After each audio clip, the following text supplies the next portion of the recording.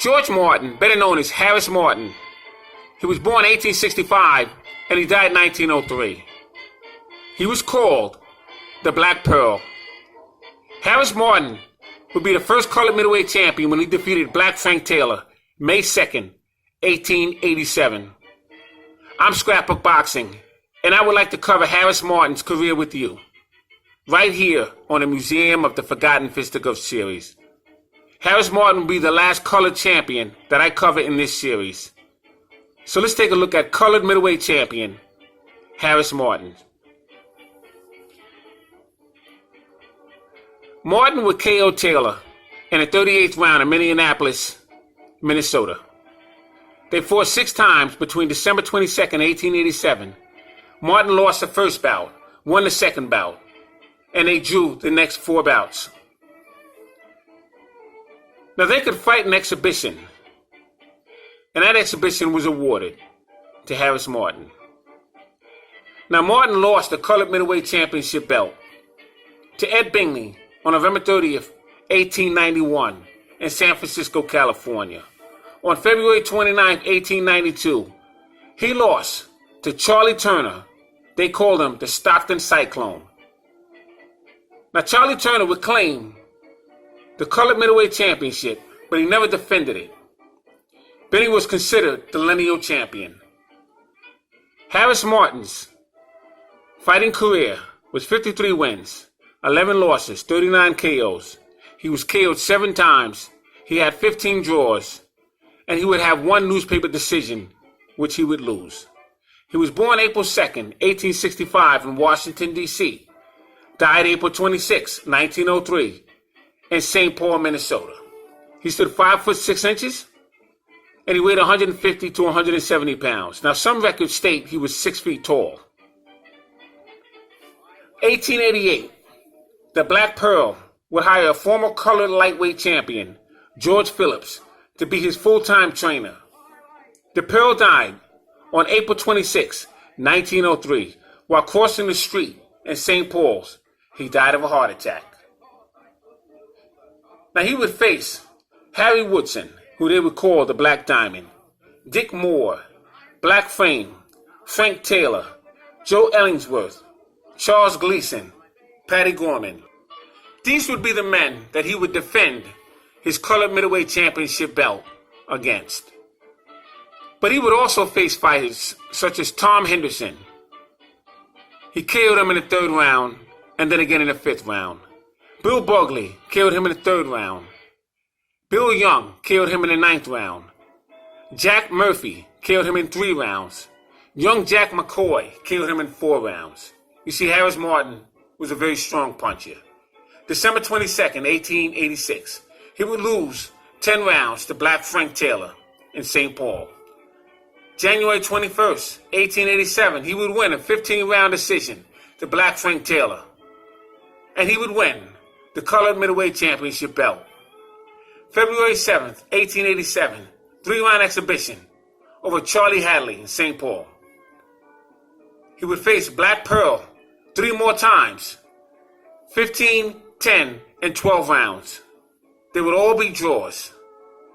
But when he faced Black Pearl once again, May 2nd, 1887, he would claim the colored middleweight championship belt in Minnesota, Minneapolis. He would KO him in 38 rounds. February 3rd, 1890, he fought Dick Moore, won the middleweight championship, but in the Northwestern Division. He defeated him in 7 rounds by knocking him out. He knocked him out with a brutal right hand, tried to help up his fallen foe, but the chief second stopped him and said, "No nice guys here." May 1st, 1891, he would face Bob Fitzsimmons. Bob Fitzsimmons would eventually become the middleweight champion of the world when he faced non-Perel Jack Dempsey. But he would face him May 1st, 1891, and he would lose in 4 rounds.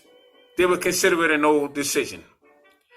July 21st, 1891, he would face Joe Ellingsworth in Minnesota, and he would knock him out in 4 rounds.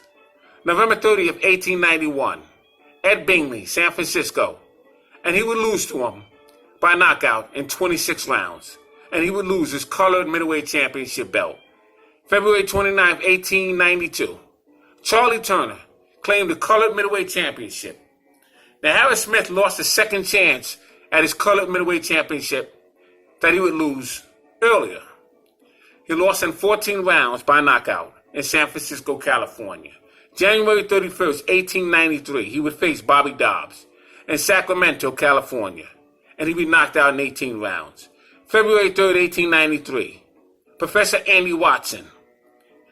The record was not recorded, so there was no decision made.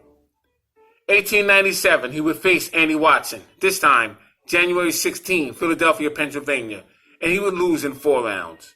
September 11th, 1899, George Mystery Curran, 3-round exhibition. December 20th, 1899, young Peter Jackson, Seattle, Washington, he would be stopped in the first round. Now on September 10th, 1902, a fighter by the name of Bird Leg Collins and Black Pearl Collins were taken to court.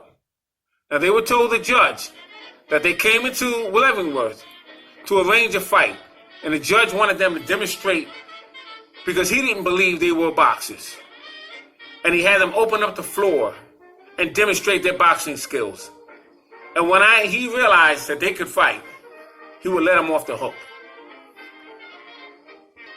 Amazing stories of turn of the century fighting. But I just wanted to get into Harris Martin's career with you a little bit. You see, the last video I did, I was trying to explain to you that there is no history without the black fighter, because they played a very important role in the game of boxing. I mean, you had fighters such as Bob Armstrong, who were very crucial in the careers of Bob Fitzsimmons and Jim Jeffries, because he was sparring partners for them. But he was also a colored heavyweight champion. And you had fighters such as Charles C. Smith, Morris Grant, Charles Headley, George Godfrey, Peter Jackson, Bob Armstrong, Frank Childs, George Byers, Ed Denver Martin, Jack Johnson, Sam McVeigh, Joe Jeanette, Harry Wills, Bill Tate, Larry Gans, Obie Walker. That's just heavyweight. Light heavyweight, you had Lee Anderson and Kid Norfolk. In the middleweight, you had Harry Martin, Ed Bentley, Joe Butler, Frank Craig, the Harlem Coffee Cooler, George Byers, Sam Langford. In the middleweight, you had Sam Langford, also as heavyweight. But you had Eddie Palmer as a middleweight and welterweight. Jamaica Kid, Panama Joe Gans. Charlie Burley was a middleweight and welterweight in the color division. Holman Williams was a middleweight in the color division. You also had Larry Esting, Coco Kid. Coco Kid was also a welterweight in the color division. Lightweight, you had Nobby Joe Gans. But you had world champions as well as Kid Chocolate, Joe Gans, George Dixon, who was featherweight and bantamweight, Joe Walcott, welterweight champion, William Gorilla Jones, middleweight champion, Tiger Flowers was the middleweight champion, Henry Armstrong, featherweight, welterweight, and lightweight champion, George E. Pace was a bantamweight. You had Joe Louis, who was a heavyweight champion of the world, John Henry Lewis, light heavyweight champion. You had Amo Griffith and Benny Kid Perrette. The great Sugar Ray Robinson, Muhammad Ali, Larry Holmes, Iron Mike Tyson, Deontay Wilder, Anthony Joshua, Peter Felix, California Jackie Wilson, Pittsburgh Jackie Wilson, Bo Jack, Ike Williams, Jimmy Carter, Kid Gavilan, Kid Norfolk, Battling Siki, Harry Smith, Jack McVeigh, Harry Wills, Sam Langford, Joe Jeanette, Canada Lee, Joe Banks, Marvelous Marvin Hagler, Thomas the Hitman Hearns, Sugar Ray Leonard, Jeff Chandler, Evander Real Deal Holyfield, Kid Chocolate, Floyd Mayweather, Charlie Holman, Earl Spence, Terrence Crawford, George Cole, George Godfrey, Tiger Aaron Wade, Jack Chase, Lennox Lewis, Riddick Bowe, Ray Mercer, Lloyd Marshall, Charlie Burley, Burt Littell, Michael Spinks, George Foreman, Elmer Ray, Charlie Burley, Archie Moore, Bob Smith, just to name a few. So boxing cannot be discussed without the black fighter. Now you had great fighters out there in general. Tony Canzoneri, Benny Leonard. As a matter of fact, the Scotch Wop, Johnny Dundee. These are some of the greatest fighters in history. But in collaboration, we must discuss all boxers who has done magnificent things in the game of boxing. So salute to boxing. Salute to the great fighters. Salute to the black boxers in the past. Great fighters that made their contributions to the game. Salute to my subscribers. Salute to the black fighters. This is Scrapbook Boxing, Museum of the Forgotten Fisticuffs series, stating all great fighters and all great fights will never be forgotten on my channel. I want to give some honorary mentions to some great chainers. And you have some great chainers, such as George Blackburn, Jack Blackburn. I always call him George Blackburn. But Jack Blackburn was some trainer. Harry Wiley Sr. was an outstanding trainer as well. Emmanuel Stewart. These men have to be looked at because they gave the game what it needed. Eddie Futch, Slim Jim Robinson, Yancey Durham, Bill Miller, Pee Wee Field, Ronnie Shields. Salute.